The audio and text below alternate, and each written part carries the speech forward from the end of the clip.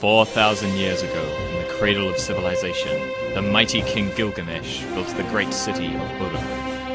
Its walls stood higher and stronger than any in Mesopotamia. Its craftsmanship surpassed all others.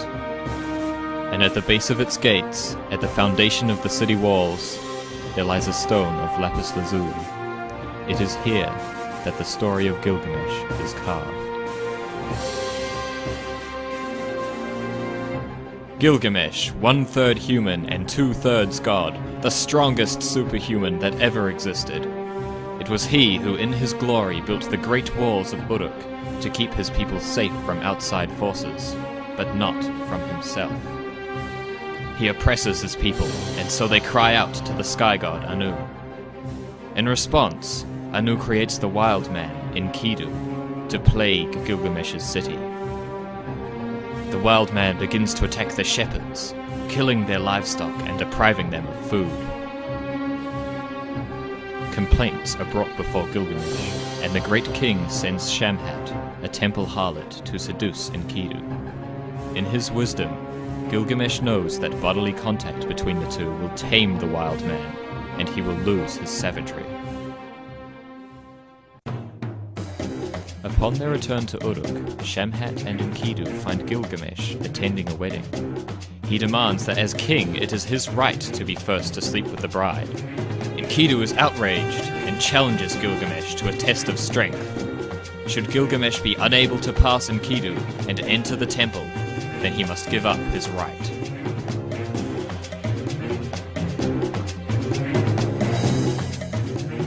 Late into the day they fight, until finally, as the moon takes to the sky, Gilgamesh gains the upper hand, forcing Enkidu to concede his superiority. The wise king, however, honors Enkidu's wishes, and they return to his palace as friends. A few years pass in Uruk, and Gilgamesh and Enkidu grow lazy.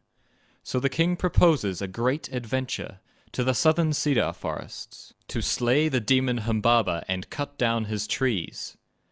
Enkidu protests at first, but eventually gives in.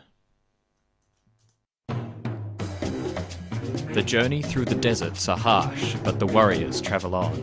Each night, Gilgamesh dreams terrible dreams. In the first, he sees Enkidu lying still in bed. When he awakes, Enkidu tells him that it means they shall be victorious in their coming battle, and return home safely. In the second, he sees a giant man whose flesh is made of stone, his huge fist wrapped around Gilgamesh's waist. Again, Enkidu claims it is a good omen, and that Gilgamesh's legacy will be lifted to the heavens. Into the glorious cedar forest they stride, and before their strong axes the trees begin to fall. The ferocious Humbaba, half demon, half ogre, hears the crashing and falls upon the king.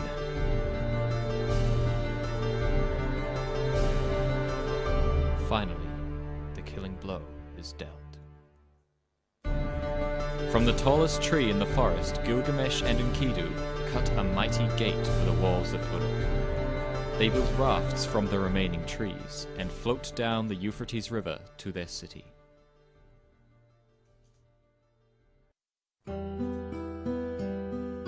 Upon their return to Uruk, however, Enkidu falls ill. This time it is the wild man who is plagued by frightening dreams.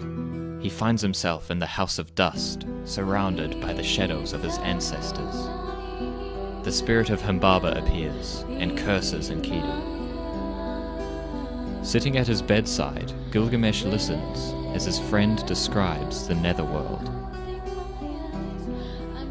The house where the dead dwell in total darkness, where they drink dirt and eat stone, where they wear feathers like birds, where no light ever invades their everlasting darkness, where the door and the lock of hell is coated with thick dust. When I entered the House of Dust, on every side the crowns of kings were heaped. After 12 long days, Enkidu falls silent. Gilgamesh laments the loss of his friend and determines not to share his fate. He learns of an ancient being, the only man to gain immortality, and once again he sets out from Uruk. His first destination is Mount Mashu, which guards the rising and the setting of the sun. Upon his arrival, Gilgamesh encounters two gigantic scorpions. They laugh at him and tell him his quest is futile, but still they allow him to pass. Beyond Mount Mashu is the Land of Night, a dark, jagged tunnel that the sun travels through each night. Gilgamesh travels 11 leagues before the light begins to glimmer behind him. Just as the sun is about to catch up, Gilgamesh emerges from the tunnel into a paradise.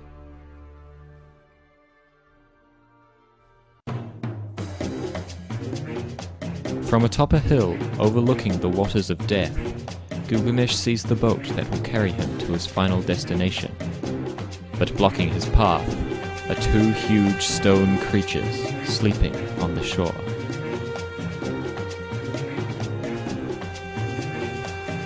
After a brief fight, the colossi are defeated, their stony bodies scattered across the sand. The king notices an old man bent over a tall walking stick, his figure draped in black.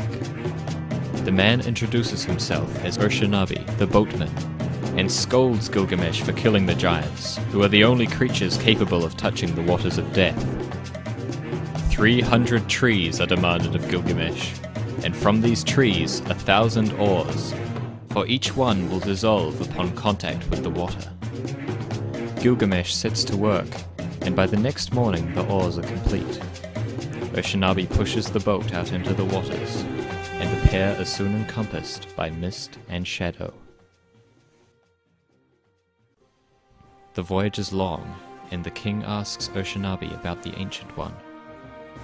He is told of the time before the Great Flood, and of the gods' secret council, where they resolved to destroy the world in a great storm. He is told of the god Ea, who warned the Ancient One, and told him to gather all living things in a boat. He is told of the storm, and how when the black clouds arrived, even the gods were frightened.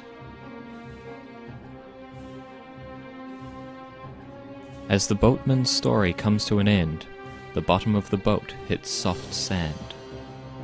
The mist parts to reveal an island, deserted apart from a small cottage. At the door waits the Ancient One. In exchange for eternal life, the Ancient One challenges Gilgamesh to stay awake for 6 days and 7 nights.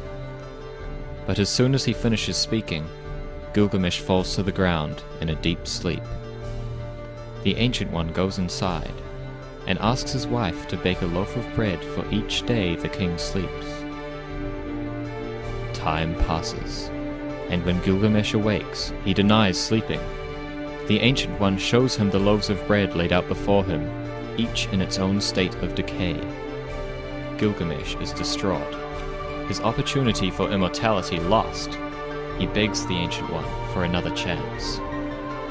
He tells the king of a plant, hidden at the bottom of the ocean, that will restore Gilgamesh's youth.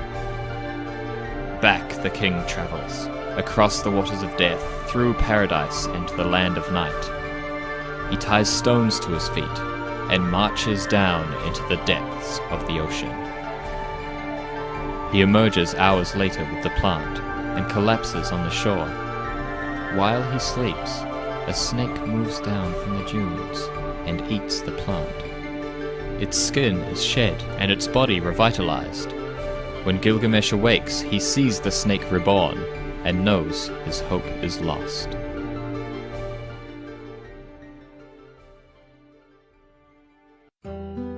The road back to Uruk seems long and harsh beneath the feet of the king. When the great walls rise up in the distance, he stops and falls to his knees. He raises his arms and praises the walls of Uruk, his finest achievement. For it is not man's fate to live forever, but for his creations to carry his name into generations to come. 4,000 years ago, in the cradle of civilization, the mighty King Gilgamesh built the great city of Uruk. Its walls stood higher and stronger than any in Mesopotamia. Its craftsmanship surpassed all others, and at the base of its gates, at the foundation of the city walls, there lies a stone of lapis lazuli. It is here that the story of Gilgamesh is carved.